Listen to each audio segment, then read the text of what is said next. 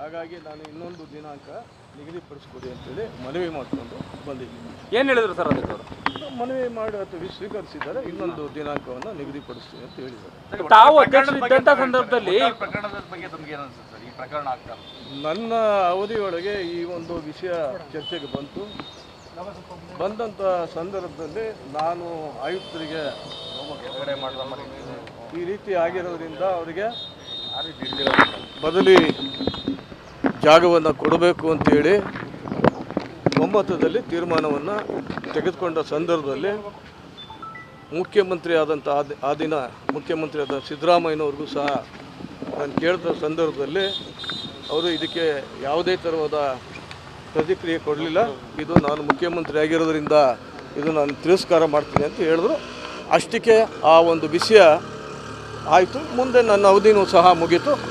ಮುಂದಿನ ದಿನಗಳಲ್ಲಿ ಏನಾಗಿದೆ ಅನ್ನೋದು ನನಗೆ ಗೊತ್ತಿಲ್ಲ. ಬದಲಿ ಸರಿ ಸಮಾನಾಂತರ ಬಡಾವಣೆಯಲ್ಲಿ ಕೊಡೋದು ಅಂತ ಹೇಳಿ ತೀರ್ಮಾನ ಮಾಡಿದ್ದು.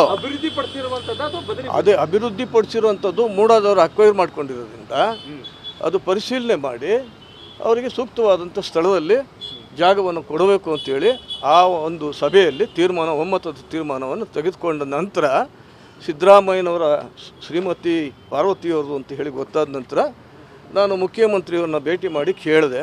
ಅವರು ಅದಕ್ಕೆ ತಿರಸ್ಕಾರ ಮಾಡಿದ್ರು. ನನ್ನ ಅವಧಿಯೊಳಗೆ ಯಾವುದೇ ಥರವಾದಂಥ ಇಂತಹ ಒಂದು ವ್ಯವಸ್ಥೆಗೆ ನಾನು ಬರೋದಿಲ್ಲ, ನನಗೆ ಬೇಡ ಅನ್ನೋ ಒಂದು ವಿಷಯವನ್ನು ಸಹ ನನಗೆ ಪ್ರಸ್ತಾಪ ಮಾಡಿದ್ರು. ಆಗ ನಾನು ಸಭೆ ಮುಕ್ತಾಯ ಮಾಡಿ ಮುಂದಿನ ದಿನಗಳಲ್ಲಿ ನನ್ನ ಅವಧಿ ಮುಗೀತು. ಮುಂದೆ ಏನಾಯಿತು ಅಂತ ನನಗೆ ಗೊತ್ತಿಲ್ಲ. ಇಲ್ಲ, ನಾನೇ ಹೋಗಿ ಮುಖ್ಯಮಂತ್ರಿಯವ್ರನ್ನ ಭೇಟಿ ಮಾಡಿದೆ. ಈ ರೀತಿ ತಮ್ಮ ಶ್ರೀಮತಿಯವರ ಒಂದು ಜಾಗದ 3 ಎಕರೆ 16 ಗುಂಟೆ ಜಾಗದ ವಿಷಯ ಬಂದಿದೆ, ನಾವು ಈ ರೀತಿ ತೀರ್ಮಾನ ತೆಗೆದುಕೊಂಡಿದ್ದೀವಿ, ನೀವು ಏನಾದರೂ ಇಷ್ಟಪಟ್ಟಂಥ ಸಂದರ್ಭದಲ್ಲಿ ನನಗೆ ತಿಳಿಸಿ ಅಂತ ಹೇಳಿದೆ. ಅವ್ರು ಯಾವುದೇ ಕಾರಣಕ್ಕೂ ನನಗೆ ಬೇಡ ಅನ್ನೋ ಒಂದು ವಿಷಯವನ್ನು ನನ್ನ ಮುಂದೆ ಹೇಳಿದ್ರು. ನಾವು ಅಷ್ಟಕ್ಕೆ ನಿಲ್ಲಿಸ್ತೀವಿ. ಪತ್ರ ಬರ್ತಿದ್ರಿ, ಆ ಪತ್ರದಲ್ಲಿ ತಾವೇನು ಹೇಳ್ತೀರಾ ಅಂತ ಹೇಳಿದ್ರೆ, ನಾನು ಮೂಡ ಆಯುಕ್ತರಿಗೆ ಪತ್ರ ಬರೆದಿತ್ತಿಲ್ಲ. ಪಾರ್ವತಿ ಅವರಿಗೆ ನಾವು ಬದಲಿ ಭೂಮಿ ಮತ್ತೆ ಪರಿಹಾರದ ಹಣ ಕೊಡೋಕೆ ಇಲ್ಲ, ಅದು ನಾನು ನನ್ನ ಒಂದು ಸಭೆಯಲ್ಲಿ ಏನು ಅವರು 3 ಎಕರೆ 16 ಗುಂಟೆ ವಶಪಡಿಸ್ಕೊಂಡು ಅಭಿವೃದ್ಧಿಪಡಿಸಿ ನಿವೇಶನಗಳ ಹಂಚಿದೆ, ಇವ್ರಿಗೆ ಯಾವುದೇ ಥರವಾದಂಥ ನಿವೇಶನಗಳಾಗಲಿ ಇನ್ನೊಂದಾಗಲಿ ಕೊಟ್ಟಿಲ್ಲದೆ ಇರೋದ್ರಿಂದ ಅದು ಪರಿಶೀಲನೆ ಮಾಡಿ ಸೂಕ್ತವಾದಂಥ ಸರಿ ಸಮಾನಾಂತರ ಬಡಾವಣೆಯಲ್ಲಿ ಕೊಡೋದು ಅಂತೇಳಿ ಆ ಸಭೆಯಲ್ಲಿ ತೀರ್ಮಾನ ತೆಗೆದುಕೊಂಡಿದ್ದೀವಿ. ತೆಗೆದುಕೊಂಡ ನಂತರ ನಾನು ಮುಖ್ಯಮಂತ್ರಿಯವ್ರನ್ನ ಹೋಗಿ ಭೇಟಿ ಮಾಡಿದೆ. ಅವರು ಇದಕ್ಕೆ ರೆಫ್ಯೂಸ್ ಮಾಡಿದ್ರು, ತಿರಸ್ಕಾರ ಮಾಡೋದು. ನನಗೆ ಯಾವುದು, ನಾನು ಮುಖ್ಯಮಂತ್ರಿ ಆಗಿದ್ದಾಗ ನನಗೆ ಇದನ್ನು ಯಾವುದು ನನ್ನ ಗಮನಕ್ಕೆ ತರೋದು ಬೇಡ, ನನಗೆ ಬೇಡ ಅನ್ನೋ ಒಂದು ವಿಷಯ ತಂದರು. ನಂತರ ಮುಂದಿನ ಸಭೆ ನನಗೆ ನಡೆಸಲಿಕ್ಕೆ ಅವಕಾಶ ಆಗಲಿಲ್ಲ, ಮುಕ್ತಾಯ ಆಯಿತು ನನ್ನ ಸಭೆ. ನಾನು ಅಲ್ಲಿಗೆ ನೀವೇ ಮಾತಾಡ್ತಿದ್ದೀರಾ, ಮುಖ್ಯಮಂತ್ರಿಗಳು ಈ ಬಗ್ಗೆ ಎಲ್ಲ ಹೇಳಿದಿರಾ, ಆದ್ರೆ ಮುಖ್ಯಮಂತ್ರಿಗಳು ಇದ್ರ ಬಗ್ಗೆ ನನಗೆ ಬೇಡ ಅಂತ ಹೇಳಿದ್ರಲ್ಲ, ಗೊತ್ತೇ ಇಲ್ಲ ಅಂತ ಹೇಳಿದ್ರು. ಇಲ್ಲ, ಅದು ನಾನು ಹೋಗಿ ಕೇಳಿದಾಗ ಅವ್ರಿಗೆ ಗಮನಕ್ಕೆ ತಂದಾಗ ನನಗೆ ಇದು ನಾನು ಮುಖ್ಯಮಂತ್ರಿ ಆಗಿರೋದ್ರಿಂದ ನನಗೆ ಬೇಡ, ಈ ವಿಷಯ ನಾನು ಪ್ರಸ್ತಾಪ ಮಾಡೋದು ನೀವು ಬೇಡ ಅಂತ ಹೇಳಿದ್ರು. ಅಲ್ಲಿಗೆ ನಾವು ನಿಲ್ಸಿದ್ವಿ. ಅಲ್ಲ ಸರ್, 50-50 ಅನ್ನೋದು ನಿಮ್ಮ ಕಾಲದಲ್ಲೇ ಕೂಡ ಕೊಡಬೇಕು ಅನ್ನೋ ತೀರ್ಮಾನ ನನ್ನ ಕಾಲದಲ್ಲಿ 50-50 ಅನ್ನೋದು ಹಿಂದಿನ ಕಾಲದಿಂದನೂ ಇತ್ತು. ಯಾವಾಗಿಲ್ಲ ಸರ್? ಯಾವ ಇಸ್ಕಿಲ್ಲ ಸರ್? ಸುಮಾರು ವರ್ಷಗಳಿಂದನೂ ಇತ್ತು. ನೀವು ನನ್ನ ಕಾಲದಲ್ಲಿ ಯಾವುದೇ ಕಾರಣಕ್ಕೂ 50-50 ಆಗಲಿ 10 ಅಡಿ ಜಾಗ ನಿವೇಶನವನ್ನು ಕೊಟ್ಟಿಲ್ಲ.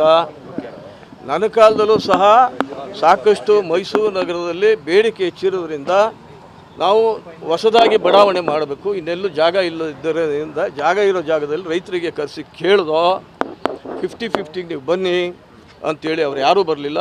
ತದನಂತರ ಮತ್ತೆ 5 ಲಕ್ಷ ನಿಮಗೆ ಕೊಡ್ತೀವಿ ಎಕರೆಗೆ, ಅದು ನೀವು ಲೇಔಟ್ ಅಭಿವೃದ್ಧಿ ಪಡಿಸಿದ ನಂತರ ಅದನ್ನು ನಾವು ವಶಪಡಿಸ್ಕೊಳ್ತೀವಿ ಅನ್ನೋ ಮಾತನ್ನು ಸಹ ಹೇಳಿದ್ದು. ರೈತರುಗಳು ಬರಲಿಲ್ಲ, ನಾವು ಅಲ್ಲಿಗೆ ಕೈ ಬಿಟ್ಟು. ಅಲ್ಲ ಸರ್, ಈಗ ನಿಮ್ಮ ಕಾಲದಲ್ಲಿ ಈಗ 50-50 ಯಾರಿಗೂ ಕೊಡಲಿಲ್ಲ ಅಂತಿದ್ರಿ. ಪಾರ್ವತಿ ಅವರು ಅರ್ಜಿ ಹಾಕಿದ್ಮೇಲೆ ಅವ್ರೇನಾದ್ರು ಕಚೇರಿಗೆ ಬಂದು ಯಾವಾಗಾದ್ರೂ ಇಲ್ಲ, ಯಾವುದೇ ಕಾರಣಕ್ಕೂ ಇಲ್ಲ. ಆಯುಕ್ತರು ಮತ್ತು ಕಾರ್ಯದರ್ಶಿಗಳು ಆ ವಿಷಯವನ್ನು ಪ್ರಸ್ತಾಪ ಮಾಡಿ ಅಜೆಂಡಾದಲ್ಲಿ ತಂದಿದ್ರು.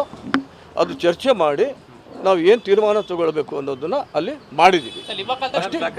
ಯಾವುದೇ ಥರವಾದಂಥ ಪತ್ರ ವ್ಯವಹಾರ ಆಗಲಿ, ಯಾವುದೇ ಒಂದು ಫೋನ್ ಮುಖಾಂತರ ನನಗೆ ಹೇಳೋದಾಗಲಿ ಮಾಡಿಲ್ಲ. ಪಾರ್ವತಿಯವರು ಮಾಡಿಲ್ಲ, ಶ್ರೀಮತಿ ಪಾರ್ವತಿಯವರು ಮಾಡಿಲ್ಲ, ಮತ್ತು ಸಿದ್ದರಾಮಯ್ಯನವರು ಸಹ ನನಗೆ ಮಾಡಿಲ್ಲ. ಮತ್ತು ಯಾರೂ ಸಹ ಅದಕ್ಕೆ ಸಂಬಂಧಪಟ್ಟಂಥ ಮಲ್ಲಿಕಾರ್ಜುನ ಸ್ವಾಮಿ ಆಗಲಿ ಇನ್ನೊಬ್ಬರಾಗಲಿ ನನ್ನ ಹತ್ರ ಬಂದು ಕೇಳಿಲ್ಲ. ಆಯುಕ್ತರು ಇಲ್ಲ, ನಾನೇ ಕೊಡಬೇಕು ಅಂತ ಏನು ತೀರ್ಮಾನ ಮಾಡಿದಲ್ಲ. ನಾನು ಸಭೆಗೆ ಸಬ್ಜೆಕ್ಟ್ ಗೊತ್ತು, ಅಜೆಂಡಾಕ್ಕೆ, ಆಗ ಚರ್ಚೆ ಮಾಡಿ ಆ ರೀತಿ ಏನಾದರೂ ಹೋಗಿದ್ರೆ ಅವರಿಗೆ ಪರಿಶೀಲನೆ ಮಾಡಿ ಅವರಿಗೆ ಸೂಕ್ತವಾದ ಜಾಗದಲ್ಲಿ ಕೊಡಬೇಕು ಅನ್ನೋದು ತೀರ್ಮಾನ ನಾವು ತಗೊಳ್ಳೋಂಥ ಸಂದರ್ಭದಲ್ಲಿ ನಂತರ ಮುಖ್ಯಮಂತ್ರಿಗಳು ನಾವು ಕೇಳಿದಾಗ ಅವರು ಇದನ್ನು ತಿರಸ್ಕಾರ ಮಾಡಿದ್ರು ಅಷ್ಟೇ. ನನಗೆ ಡೇಟ್ ಕೊಟ್ಟಿದ್ದಾರೆ. ಯಾವ ಡೇಟ್ ನನಗಿಲ್ಲ. ನನಗೆ ಎಲ್ಲಿಂದ ಬಂದರೂ ನಾನು ಭಾಗವಹಿಸಲಿಕ್ಕೆ ರೆಡಿ ಇದ್ದೀನಿ. ಪರಿಹಾರನೂ ಬೇಡ ನನಗೆ, ಅವ್ಯಾವುದೂ ಇಲ್ಲ ನನ್ನ ಕಾಲದಲ್ಲಿ ಯಾವುದೇ ಥರವಾದಂಥ ಲೆಟ್ರೂ ಇಲ್ಲ, ಪರಿಹಾರ ಕೊಡಿ ಅಂತ ಅವ್ರು ಕೇಳೂ ಇಲ್ಲ. ಅಲ್ಲಿ ಅದು ಇಲ್ಲ ಅದು ನನ್ನ ಕಾಲದಲ್ಲಿ ಆಗಿಲ್ಲ. ಇಲ್ಲ, ಪರಿಹಾರಕ್ಕೆ ಒಪ್ಪಲಿಲ್ಲ ಅಂತ ಹೇಳಿದ್ರೆ ಸಿದ್ದರಾಮಯ್ಯನವ್ರ ಹತ್ರ ಹೋಗಿ ಕೇಳಿದಾಗ ಈ ರೀತಿ ತಮ್ಮ ಶ್ರೀಮತಿಯವರ 3 ಎಕರೆ 16 ಗುಂಟೆ ಜಾಗ ಬದಲಿ ಅಲ್ಲಿ ಬಂದಿದ್ದ ವಿಷಯ ಬಂದಿದೆ, ಚರ್ಚೆ ಮಾಡಿ ಸೂಕ್ತವಾದಂಥ ಜಾಗದಲ್ಲಿ ಕೊಡಿ ಅನ್ನೋ ತೀರ್ಮಾನವನ್ನು ನಾವು ತೆಗೆದುಕೊಂಡಿದ್ದೀವಿ, ತಮ್ಮ ಗಮನಕ್ಕೆ ತರ್ತಾ ಇದ್ದೀನಿ ಅಂದಾಗ ಅವರು ತಿರಸ್ಕಾರ ಮಾಡಿದ್ರು.